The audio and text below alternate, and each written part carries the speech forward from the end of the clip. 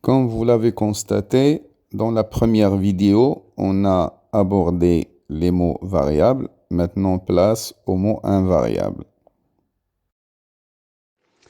On va commencer par les adverbes. Les adverbes permettent de compléter une phrase ou de modifier le sens d'un verbe ou d'un adjectif. Le cas d'un verbe. La maman a tout fait pour sauver ses enfants. Donc, vous avez remarqué que là, j'aurais dû dire la maman a fait pour sauver ses enfants. Mais là, j'ai un petit peu changé le sens du verbe en lui donnant plus d'importance en disant a tout fait. Ça veut dire ça a beaucoup plus d'importance. L'adjectif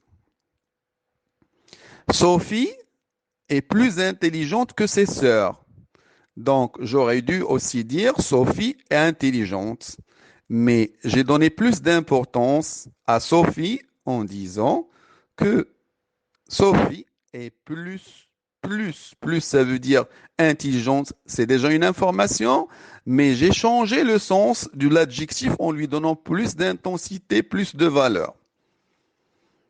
Je passe maintenant à la notion des prépositions. Les prépositions précèdent les groupes nominaux ou les verbes à l'infinitif, comme le cas dans la première phrase où on va aborder le groupe nominal devancé par une préposition. Amine est allé chez le médecin. La préposition chez. Le groupe nominal, c'est le médecin. Deuxième exemple, le cas d'un verbe à l'infinitif. Iman cherche à être la meilleure. On va remarquer que la préposition devance le verbe être, qui est un verbe à l'infinitif. Donc, à, c'est une préposition. Parmi les prépositions, on peut trouver à, de, par, pour, vers, chez, ainsi de suite. Mais ils doivent respecter la règle dont j'ai parlé, c'est-à-dire que ça doit précéder un groupe nominal ou un verbe à l'infinitif.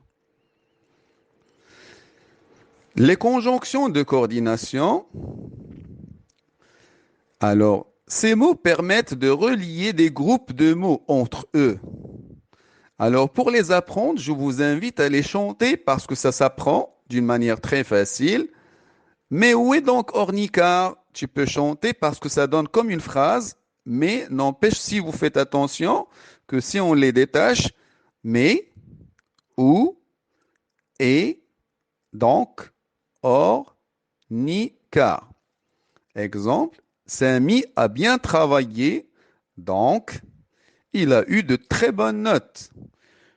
Là, si je vous demande où est la conjonction de coordination, vous allez vite la trouver dans la mesure où c'est grâce à elle qu'on a eu à relier deux phrases ou deux groupes de mots. C'est donc, je rappelle, vous pouvez que lancer la phrase mais où est donc Ornicar pour ne jamais oublier ce que veut dire une conjonction de coordination. Et à la fin, je dois vous dire qu'il y a aussi d'autres natures de mots, telles que les conjonctions de subordination, quand, puisque, quand, et ainsi de suite, et les interjections qu'on utilise surtout dans les bandes dessinées, au, à, zut, et ainsi de suite. Donc, j'espère que je vous ai aidé un petit peu à avancer pour plus ou moins aborder plus de notions.